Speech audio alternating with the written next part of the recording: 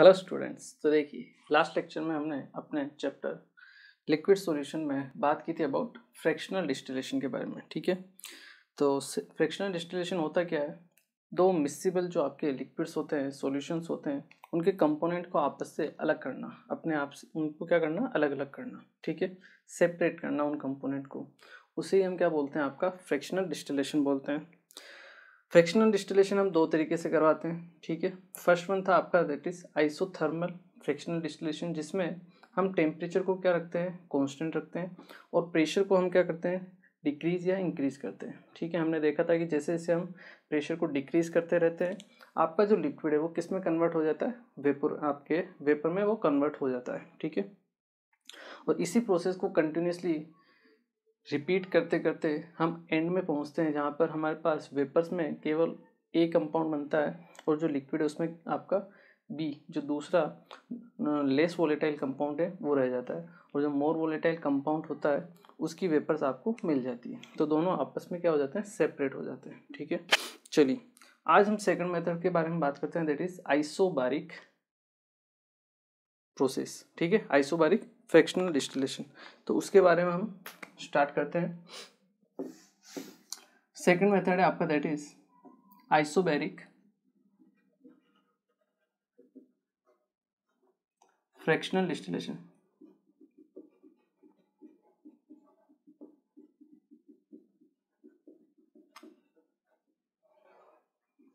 Isobaric fractional distillation. ठीक है, ये भी लगभग उसी के तरीका, मतलब जो हमने पढ़ा था आइसोथर्मल, उसी की तरह ही है ये। ठीक है ना, देखिए इसमें भी हम सेम कंटेनर लेते हैं। ठीक है, इस कंटेनर में हम क्या भरते हैं, फिल करते हैं आपका लिक्विड सॉल्यूशन।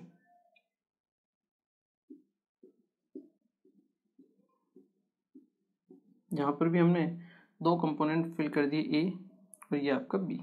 ठीक है, यहाँ पर भी अगर हम कंडीशन लगाएं that is P nought A greater than P not be, इसका मतलब क्या है, ये कंडीशंस चेंज होती रहती है। ठीक है ना, आप P not be greater than P nought ए भी कर सकते हो। इसका मतलब ये है कि यहाँ पर जो ए कंपोनेंट होगा वो क्या होगा, मोर वोलेटाइल होगा नेचर में, और उसकी वेपर्स ज़्यादा बनेगी क्योंकि उसका वेपर प्रेशर क्या है, ज़्यादा है। ठीक है, means A component is more volatile, A is more volatile.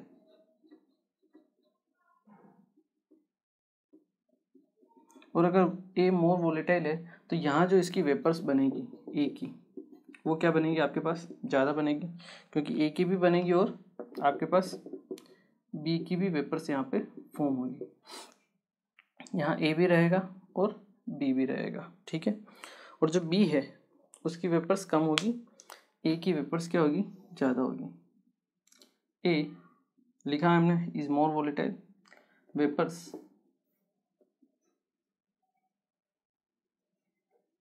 Of more volatile component A will be more. मतलब यहाँ जो ये जो आपका वेपर है वो रिचर होगा इन ए में। ठीक है ना, vapour will be rich in A. हम ऐसा भी लिख सकते हैं, vapour will be rich in A, मतलब ए का अमाउंट ज़्यादा रहेगा। क्लियर है, हमने यहाँ पे क्या किया, आइसोबारिक है, मतलब प्रेशर तो क्या है आपका कांस्टेंट है, पी कांस्टेंट, और आपका चेंज क्या हो रहा है, टेम्परेचर चेंज हो रहा है। ठीक है, अब हम क्या करते हैं, इसको फिर से दूसरे कंटेनर में क्या करते हैं, कंडेंस करते हैं।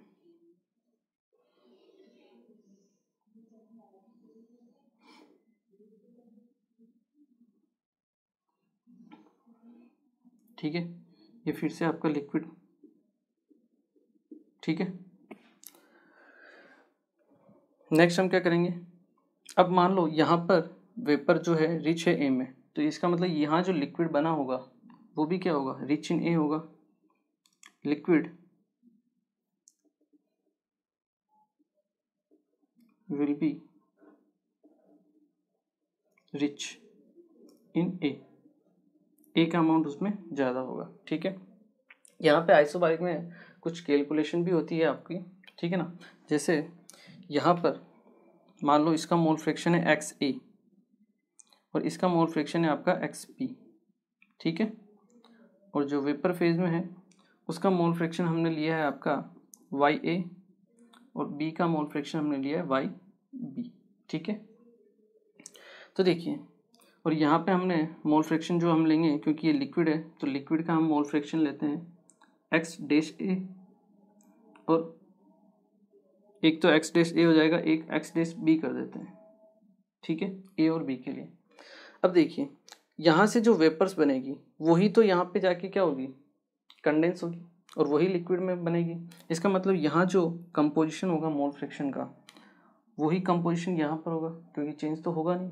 तो यहाँ हम इसको ऐसा भी लिख सकते हैं कि X-A जो है वो किसके इक्वल होगा, आपके YA के इक्वल होगा और X-B किसके इक्वल होगा, YB के इक्वल होगा, ठीक है। क्योंकि यहाँ जितने मोल्स ए के होंगे वो सब कंडेंस होकर लिक्विड में बन गए, बी के जितने मोल्स होंगे कंडेंस होकर बी में बन गए, लिक्विड में कन्वर्ट हो गए, तो मोल फ्रैक्शन तो आपका सेम रहेगा। अब यहाँ पे भी हम हीट करेंगे तो क्या बनेगा आपके पास, यहाँ पे भी वेपर्स बनेगी, किसकी, दोनों की, ए और बी की। ज़्यादा किसकी बनेगी, ए की बनेगी। क्यों, क्योंकि A is more volatile in nature, ठीक है।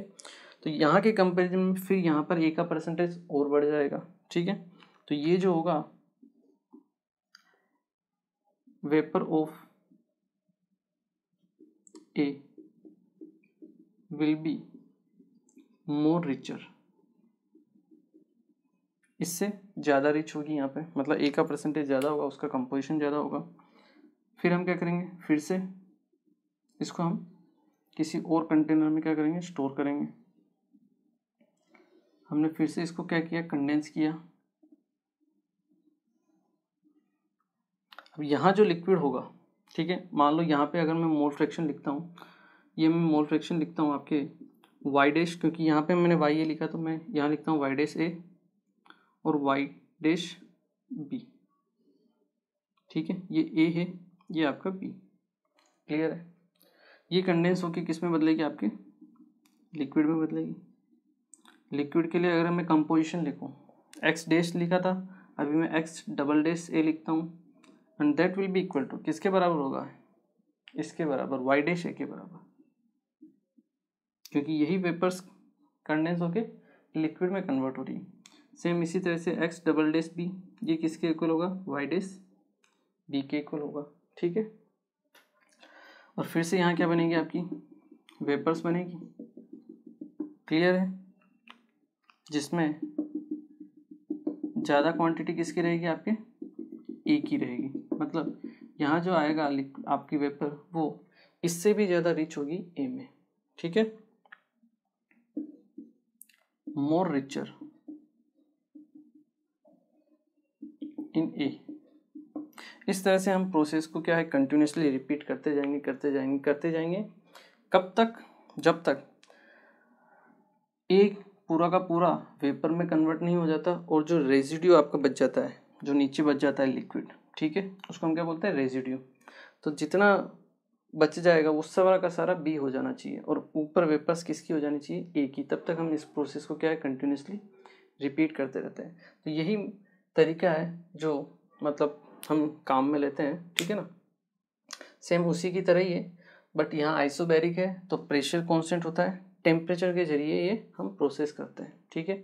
टेम्परेचर बढ़ाते हैं, जिसका बॉइलिंग पॉइंट कम होगा उसकी वेपर्स ज़्यादा बन जाएगी, ठीक है, और ज़्यादा बनेगी फिर उसको हम फिर से क्या करेंगे, कंडेंस करेंगे, लिक्विड में बनाएंगे, फिर से हीट करेंगे, फिर से ए की वेपर ज़्यादा बनेगी। इस तरह से कंटिन्यूसली करते करते लास्ट में अपने पास वेपर फॉर्म में केवल ए बचेगा और लिक्विड फॉर्म में केवल बी बच जाएगा, ठीक है। यहाँ एक दो टर्म आपको ध्यान रखनी है, दैट इज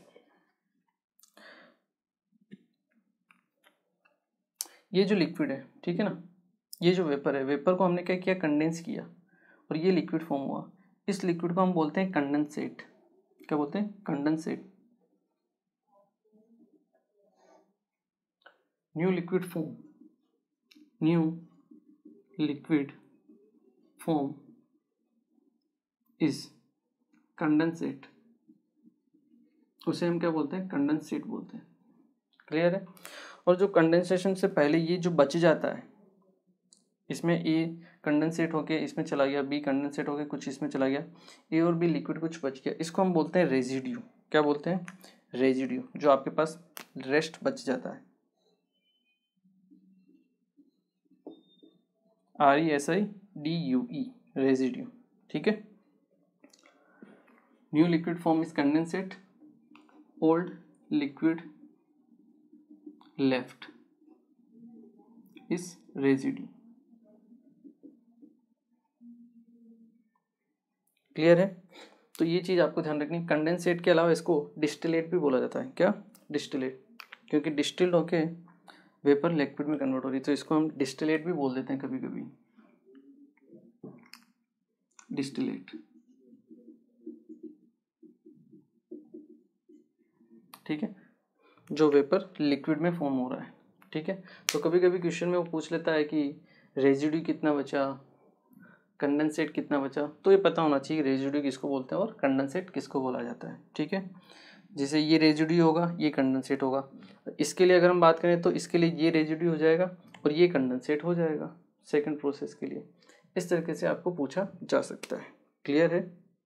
चलिए इसे नोट कीजिए। फिर हम बात करते हैं जो हमने कर्व बनाया था आइसोथर्मल फ्रैक्शनल डिस्टिलेशन के लिए, वैसा का वैसे कर्व आपके लिए किसके बनता है, आइसोबारिक फ्रैक्शनल कर्व के लिए। ठीक है ना, थोड़ा सा डिफरेंट होता है बट उसी सेम तरीके का होता है। तो वो हम देखते हैं कि किस टाइप का वो कर्व होता है। ठीक है, एक बार आप इसे नोट कीजिए।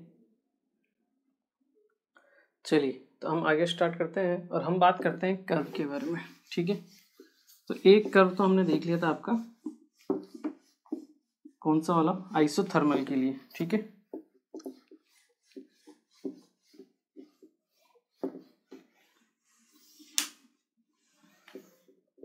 एक कर्व हमने बनाया था, that is vapour pressure curve. ठीक है,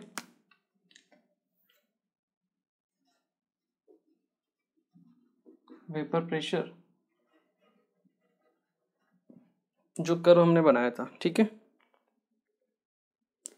vapour pressure curve, composition curve.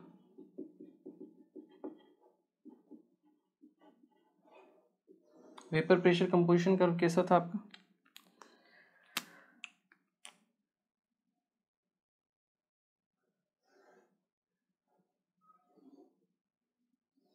एक बार फिर से मैं बना के दे देता हूँ आपको। ठीक है ना, देखिए इस टाइप का कर्व था आपका, पी नोट ए, ये आपका पी नोट बी। ठीक है, यहाँ हम लेते हैं वेपर प्रेशर या फिर सिंपल आप प्रेशर ले सकते हो, और यहाँ हम लेते हैं आपका मोल फ्रैक्शन। ठीक है, क्लियर है। चलिए ये तो था आपके किसके लिए, वेपर प्रेशर मोल फ्रैक्शन वाला जो कर्व था उसके लिए। अभी हम पढ़ेंगे आपका आइसोबैरिक प्रोसेस के लिए, जिसे हम बोलते हैं आपका बॉइलिंग पॉइंट कंपोजिशन कर्व। ये तो ये वाला था। नेक्स्ट हम पढ़ते हैं आपका बॉइलिंग पॉइंट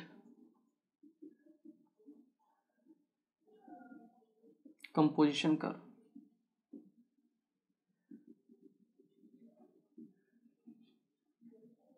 ये बनता है आपके आइसोबैरिक फ्रैक्शनल डिस्टिलेशन के लिए, और ये बनता है आपके आइसोथर्मल फ्रैक्शनल डिस्टिलेशन के लिए। ठीक है, तो बॉइलिंग पॉइंट कंपोजिशन कर्व की अगर हम बात करें तो ये कर्व आपके बनेगा टेम्परेचर और मोल फ्रैक्शन के बीच में।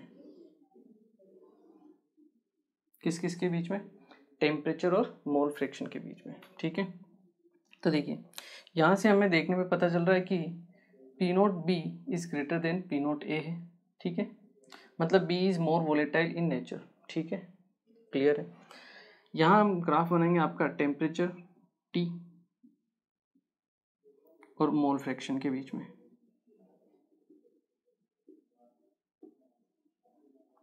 क्लियर है। अब जहाँ आपका वेपर प्रेशर कर्व में एक कर्व और एक स्ट्रेट लाइन ड्रॉ होती थी, वहीं आपके पास जो बॉइलिंग पॉइंट कंपोजिशन कर्व बनेगा टेम्परेचर और मोल फ्रैक्शन के बीच में, उसमें आपके पास दोनों कर्व लाइन फॉर्म होगी। ठीक है, पहली बात तो ये। दूसरी बात, अगर हम देखें वेपर प्रेशर और टेम्परेचर, टेम्परेचर मतलब आपका बॉइलिंग पॉइंट।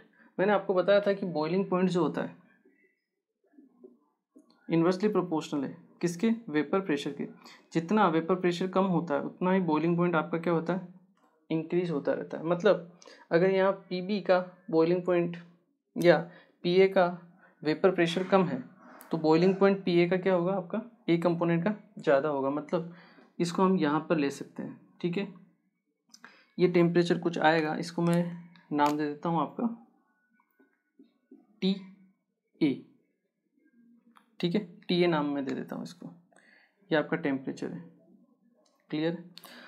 और जिसका वेपर प्रेशर ज़्यादा होता है उसका बॉइलिंग पॉइंट क्या आएगा, कम आएगा। वेपर प्रेशर ज़्यादा पीवी का है तो इसका बॉइलिंग पॉइंट क्या आएगा, कम आएगा, कहीं नीचे की तरफ आएगा, क्लियर है। चलिए, और जो ग्राफ आएगा आपका, दोनों जो ग्राफ आएंगे वो क्या आएंगे, कर्व आएंगे, कर्व शेप में।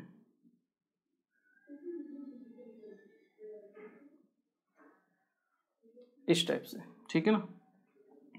ये हो जाएगा आपके पास टेम्परेचर टी बी, इसको हम लिखते हैं, क्लियर है। यहाँ तक क्लियर हुआ। चलिए, तो देखिए जैसे वेपर प्रेशर और मोल फ्रैक्शन, जैसे जैसे मोल फ्रैक्शन चेंज होता रहता है या फिर जैसे जैसे आपका प्रेशर चेंज होता है वैसे वैसे जो कंपोजिशन है वो भी क्या होता है, चेंज होता रहता है। सेम इसी तरीके से जैसे जैसे आपका बॉइलिंग पॉइंट चेंज होता रहता है या टेम्परेचर चेंज होता रहता है वैसे वैसे मोल फ्रैक्शन भी क्या होता है, चेंज होता रहता है, ठीक है।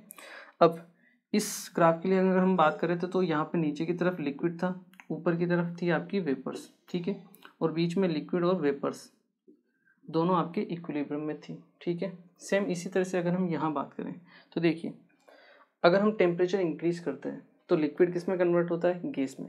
गैस लिक्विड में कन्वर्ट होती है क्या टेम्परेचर बढ़ाने पर, नहीं होती है, ठीक है। यहाँ से हम चले, यहाँ से हम टेम्परेचर बढ़ा रहे हैं तो लिक्विड किस में कन्वर्ट होगा, गैस में कन्वर्ट होगा। इसका मतलब नीचे की तरफ क्या रहेगा, लिक्विड रहेगा, और ऊपर की तरफ क्या रहेगा, गैस रहेगा, क्लियर। ऐसा तो नहीं कि यहाँ लिक्विड यहाँ गैस कर दो, टेम्परेचर बढ़ाने पर गैस लिक्विड में तो कन्वर्ट होगी नहीं, लिक्विड गैस में कन्वर्ट होगा। चलिए, और बीच में आपका क्या रहेगा, लिक्विड और वेपर दोनों आपस में क्या रहेंगे, इक्विलिब्रियम में, क्लियर है। चलिए, यहाँ तक तो ठीक है। अब हम बात करते हैं, चलिए देखिए, जो मैंने लास्ट में अभी जो बनाया था डायग्राम वो वापस मैं बनाता हूँ, डिस्टिलेशन वाला कर्व, उससे मैं आपको समझाने की कोशिश करता हूँ। देखिए, ये आपका लिक्विड भरा हुआ है, ठीक है, सॉल्यूशन है जिसमें कंपोनेंट ए और बी है, ठीक है, ए और बी है, और बी मोर वोलेटाइल है यहाँ पर, ठीक है। तो यहाँ जो वेपर्स बनेगी वो किसकी ज़्यादा बनेगी, बी की ज़्यादा बनेगी, क्लियर है। मतलब vapour will be rich in B, rich in B, clear है। चलिए, इसी को हम क्या कर रहे हैं, कंडेंसेट करेंगे।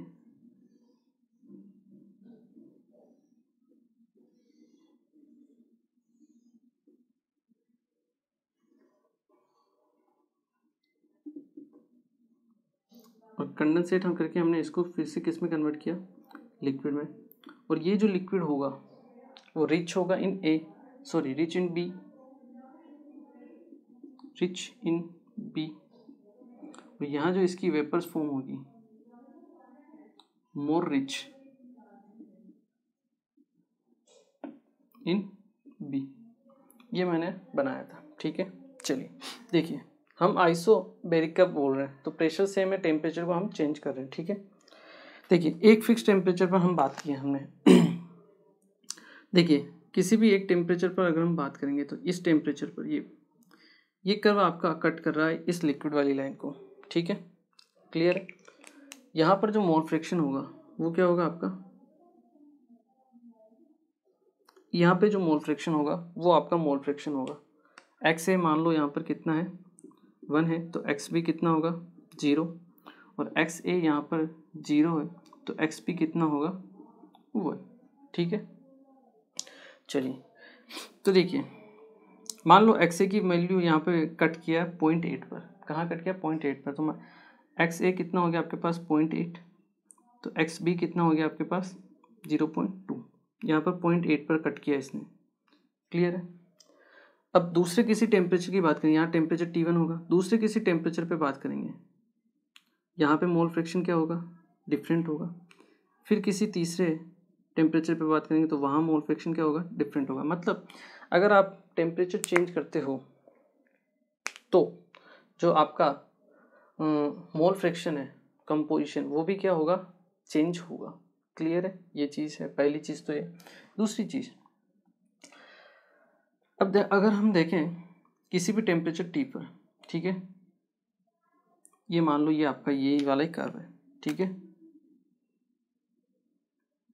लिक्विड का कंपोजिशन तो आपके पास आ गया, यहाँ पर ये आ गया। ये जो कंपोजिशन है ये किसका कंपोजिशन है, लिक्विड का। मतलब इस लिक्विड में एक्स ए कितना है, 0.8, और एक्स बी कितना है आपका, 0.2, ठीक है। चलिए अब मुझे ये जो वेपर बनी है ए और बी की, उनका कंपोजिशन पता करना है। तो मैं कैसे पता करूँगा, इस कर्व से इसी लाइन को मैं, स्ट्रेट लाइन जो हमने खींची है उसी टेम्परेचर पर, इस स्ट्रेट लाइन को मैं आगे बढ़ाऊंगा, ये यहाँ पे कट करेगी, ठीक है। और यहाँ पे कट करेगी तो इसके प्रोपोर्शन में जो मोल फ्रैक्शन मिलेगा मुझे यहाँ पर, वो क्या हो जाएगा, मोल फ्रैक्शन इसका हो जाएगा। और दिख भी रहा है कि यहाँ जो मोल फ्रैक्शन आएगा वो नज़दीक किसके, एक्स बी के। मतलब यहाँ पर मोल फ्रैक्शन किसका ज़्यादा होगा, बी का। और हमें पता भी है कि बी क्या है, मोर वोलेटाइल है नेचर में, तो उसकी वेपर्स यहाँ पर ज़्यादा ही बनेगी, ठीक है। वो आपको इस कर्व से भी दिख रहा है कि मोल फ्रैक्शन बी का क्या होगा, ज़्यादा होगा, क्योंकि 1 के ज़्यादा क्लोज रहेगा यहाँ पर, ठीक है। तो देखिए ये तो बन गया आपका वाई ए और वाई बी, यहाँ पे आपका कंपोजिशन आ जाएगा, ठीक है। यहाँ से हम निकालेंगे। फिर हमने क्या किया, ये जो लिक्विड वेपर्स थी उनको क्या किया हमने, कंडेंस करके लिक्विड में कन्वर्ट किया, ठीक है। यहाँ पर वेपर थी, क्योंकि ये डायग्राम किसको बताता है, वेपर फेज। ऊपर जो थी गैस, या फिर आप इसे वेपर लिखिए, ऊपर क्या है, वेपर फेज है, नीचे क्या है, लिक्विड फेज है। यहाँ पर क्या रहेगी, आपकी वेपर फेज है, ठीक है। वेपर फेज को कंडेंस करके हमने किस में कन्वर्ट किया, लिक्विड में। तो वेपर किस में कन्वर्ट होगी, आपकी लिक्विड में कन्वर्ट होगी। ये यहाँ से इस टाइप का ग्राफ आ गया आपका। पहले ये था, यहाँ वेपर थी, वेपर को कंडेंस किया, लिक्विड में कन्वर्ट हो गया। क्लियर। चलिए लिक्विड में कन्वर्ट होने के बाद फिर क्या होगा, फिर से इसकी क्या बनेगी, वेपर बनेगी। इसी टेम्परेचर पर अगर हम वेपर के लिए बात करेंगे तो इसको आप फिर से क्या कीजिए, आगे की तरफ कट कीजिए।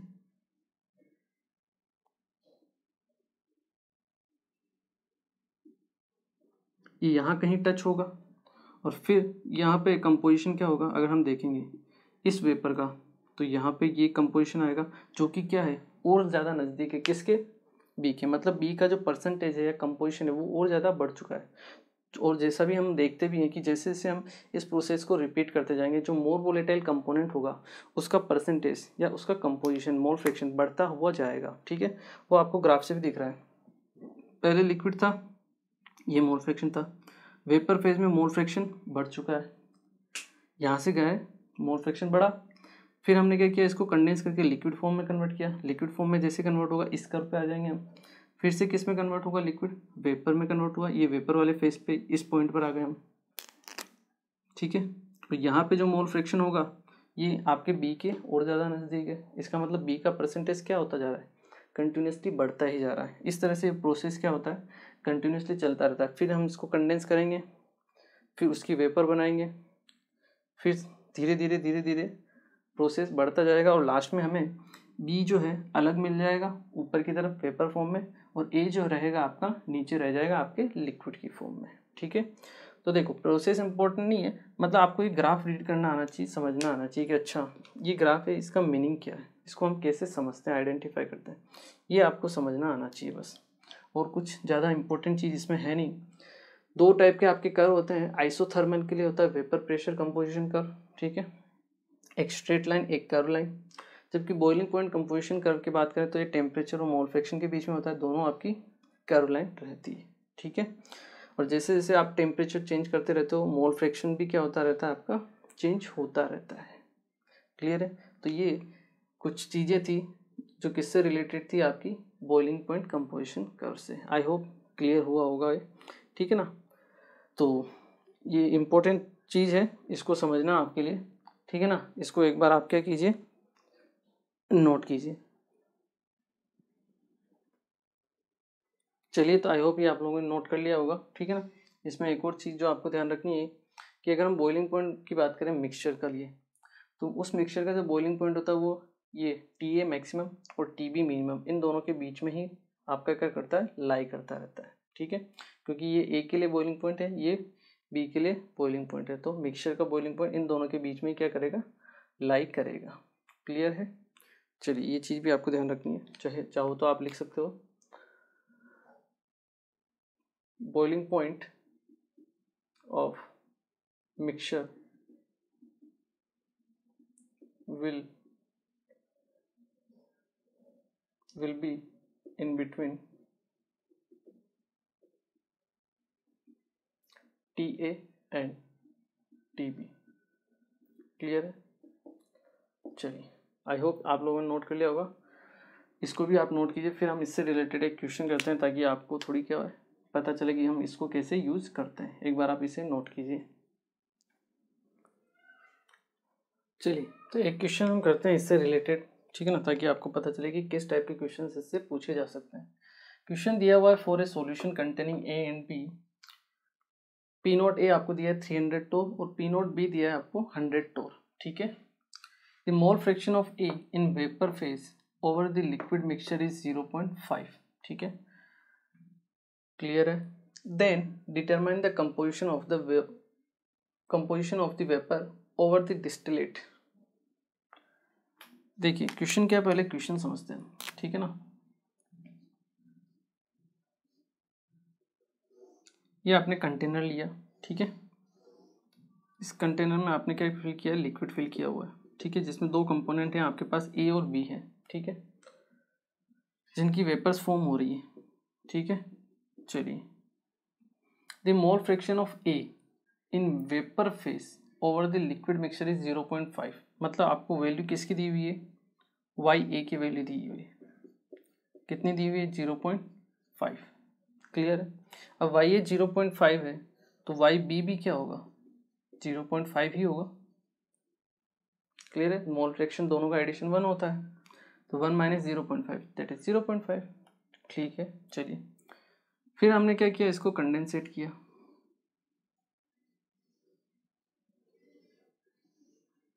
कंडेंस किया या फिर डिस्टिल्ड किया, इसलिए वो क्या पूछ रहा है, डिस्टिलेट के ऊपर, ठीक है ना, या फिर वो बोल सकता था कंडेंसेट के ऊपर, ठीक है ना। तो इसको हमने डिस्टिलेट किया या कंडेंस किया, तो यहाँ पे फिर से क्या बना, लिक्विड बना, और इस लिक्विड की फिर से क्या बनेगी, आपके पास वेपर्स बनेगी। ये जो वेपर्स है, determine the composition of the vapour over the distillate, ये जो डिस्टिलेट बना आपके पास, इसके ऊपर जो वेपर्स है उसका मोल फ्रैक्शन आपको निकालना है, ठीक है, उसका कंपोजिशन निकालना, मतलब यहाँ पर आपका Y' A कितना होगा और Y' B वो कितना होगा, वो आपको पता करना है, ठीक है। चलिए, देखिए मैंने आपको बताया था कि यहाँ जो वेपर्स होगी, जो वेपर का मोल फ्रैक्शन होगा वही किस में कन्वर्ट हुआ, आपके लिक्विड में कन्वर्ट हुआ है, मतलब यहाँ जो मोल फ्रैक्शन होगा वही मोल फ्रैक्शन आपका यहाँ पर भी होगा। तो यहाँ पर जो मोल फ्रैक्शन है दैट इज XA अगर मैं लिखूँ वो कितना होगा आपका 0.5, और XB लिखूँ वो भी कितना होगा 0.5 होगा। क्लियर है। चलिए, अगर आपके पास XA और XB है तो यहाँ से आप वेपर प्रेशर ऑफ सॉल्यूशन निकाल सकते हो, vapour pressure of solution that is P, या फिर P टोटल, वो कितना हो जाएगा आपके पास, P या P टोटल जो भी है वो हो जाएगा आपके पास P note A into XA plus P note B into XB। Clear है। चलिए, P नोट A कितना दिया हुआ है 300 इंटू XA 1/2 प्लस 100 इंटू 1/2, तो ये जाएगा 150, 150 प्लस 50 दैट इज 200, तो आपके पास 200 टोर आ गया है वेपर प्रेशर ऑफ सॉल्यूशन, ठीक है। अब क्या कीजिए, इसको और वेपर फेज को आपको क्या करना है, रिलेशन निकालना है। कैसे हम निकालते हैं, दोनों में आपस में रिलेट करो, R इक्वल टू डी से रॉट इक्वल टू लगा दो आप क्या डाल्टन, तो हम किसी भी एक के लिए निकाल सकते हैं फॉर वेपर ए, या फिर एक के लिए अगर हम निकालें R इक्वल टू डी, ठीक है। तो रोल्ट के हिसाब से हम क्या कह सकते हैं P nought A into X A and it will be equal to total pressure जो वेपर प्रेशर है this into Y A, Y dash A आएगा यहाँ पे, वाई डैश ए इसके लिए हम निकाल रहे हैं ना। चलिए पी नॉट ए कितना है 300 इंटू एक्स ए की वैल्यू कितनी है 1/2, it will do P total कितना आपके पास 200 इंटू वाई डैश ए, ठीक है। तो यहाँ से जाएगा ये 150 डिवाइड बाई 200 दैट इज 3/4, तो वाई डैश ए की वैल्यू आ जाएगी आपके पास 3/4 दैट इज 0.75 मोल फ्रैक्शन। इसमें वाई डैश ए का कितना होगा 0.75, अगर वाई डैश ए 0.75 है तो आपका वाई डैश बी का मोल फ्रैक्शन कितना होगा 0.25। क्लियर है। तो इस टाइप के क्वेश्चंस आपसे पूछे जा सकते हैं जहाँ पे एक का कुछ भी आपको रिजल्ट दे सकता है और दूसरे के बारे में पूछ सकता है। हो सकता है ये एक और चेम्बर बना देता है यहाँ पर, ठीक है, यहाँ से कनेक्ट करके इसको एक और चेम्बर बना देता और उस चेम्बर में आपका क्या पूछ लेता, जो लिक्विड बनता उसका मोल कंपोजिशन पूछ लेता। तो क्या होता, जो इसका मोल कंपोजिशन रहता है वही थर्ड वाले का जो चेम्बर है उसमें जो लिक्विड बना है उसका मोल फ्रैक्शन रहता, तो उसके लिए भी आपको इसको तो निकालना ही पड़ता, ठीक है। या हो सकता है उसके ऊपर जो वेपर बनी है उसका मोल फ्रैक्शन पूछ लेता। तो कुल मिला के वो आपसे इसी तरह खेलता रहेगा, ठीक है ना। एक की इन्फॉर्मेशन देगा दूसरे के बारे में पूछ लेगा, जो कॉन्सेप्ट है वो सेम रहने वाला है, ठीक है। इसी टाइप के क्वेश्चंस इस पे पूछे जाते हैं, बिल्कुल इजी क्वेश्चंस मिलेंगे आपको, ठीक है। चलिए इसे एक बार आप क्या कीजिए नोट कर लीजिए। ओके, तो आज के लेक्चर में हमने बेसिकली जो बात की इम्पोर्टेंट दैट इज आइसोबैरिक आपका फ्रैक्शनल डिस्टिलेशन, उसके बारे में बात की कैसे होता है और उसका जो कर्व होता है वो कैसे फॉर्म होता है। कर्व को देख के आपको पहचानना आना चाहिए कि हाँ कर्व का मीनिंग क्या है, कर्व को हम कैसे पहचानते हैं, ठीक है। और उससे रिलेटेड ऐसे छोटे मोटे क्वेश्चंस आपको मिलेंगे, ठीक है ना। वेराइटी चेंज होती रहेगी बट जो कॉन्सेप्ट है वो एक ही रहेगा, ठीक है। वो आपस में क्या करता रहेगा, वैल्यू चेंज करता रहेगा, कभी इसके बारे में पूछ लेगा, कभी वेपर के बारे में पूछ लेगा, कभी लिक्विड में पूछ लेगा, कभी दूसरे कंटेनर के वेपर के बारे में पूछ लेगा। इसी तरह से वो आपसे साथ खेलता रहेगा, ठीक है। कॉन्सेप्ट आपको समझ में आना चाहिए। क्लियर है। चलिए आज के लेक्चर को हम क्या करते हैं यहीं पे फिनिश करते हैं, बाकी मिलते हैं अपने नेक्स्ट लेक्चर में। Thank you very much.